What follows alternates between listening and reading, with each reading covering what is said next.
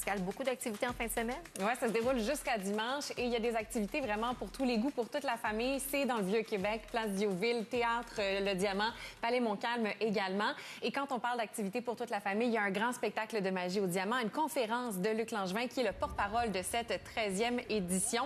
Et allez faire un tour sur place parce que justement, du côté de Place Diouville, il va y avoir des activations toute la fin de semaine.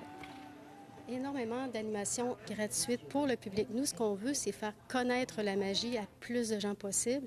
Donc, ici, à Place Diouville, il va y avoir plus de 500 heures d'animation gratuite. Il va y avoir du cinéma, il va y avoir une marionnette intelligence artificielle qui va pouvoir vous parler de la programmation. Il va y avoir naturellement des spectacles de magie sur scène, de la micromagie, plein d'activités comme ça, des camions de rue. Et Julie, cette année, encore une fois, le porte-parole, c'est l'illusionniste Luc Langevin. Et j'ai eu la chance de le rencontrer. Puis quand on rencontre Luc Langevin, on n'a pas le choix de lui demander de nous faire un petit tour de magie. J'ai, peut-être tu peux la prendre, ouais. C'est une fourchette, assure-toi que c'est une fourchette comme on les connaît. Fourchette, oui. Puis la psychokinésie, c'est la capacité pour une personne d'agir à distance sur les objets uniquement par la force de la pensée. Okay?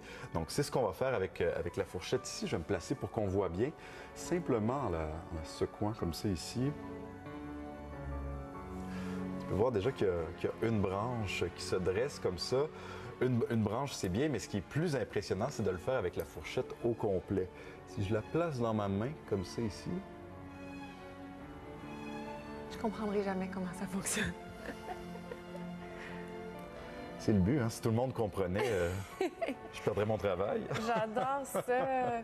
Mais ça. tu sais, parfois, il y a des gens qui ne sont pas impressionnés par ça. Parce que c'est parce qu'il y a certaines personnes qui se disent, c'est possible, si on force manuellement, ouais. C'est possible de plier un ustensile.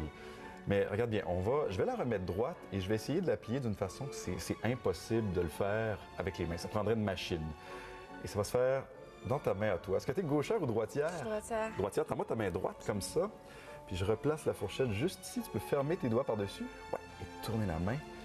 Imagine-toi que le métal est plus chaud, plus mou. Fais juste l'imaginer. Et tu vas peut-être commencer à sentir quelque chose, surtout si je fais ça. Tourne la main comme ça et ouvre les doigts. Tu vois, le centre, c'est twisté. Et Julie, j'ai ramené la dite fourchette. La voici. J'ai cherché dans tous les sens pour comprendre comment ça fonctionne et je n'ai toujours pas trouvé. Au départ, je pensais qu'il en avait une de cachée avec sa montre et son bracelet, mais s'il te l'a donné puis il a fait ça, là, je donne ma langue gauche. Puis je la sentais bouger dans ma main quand elle a tourné à cet endroit-là.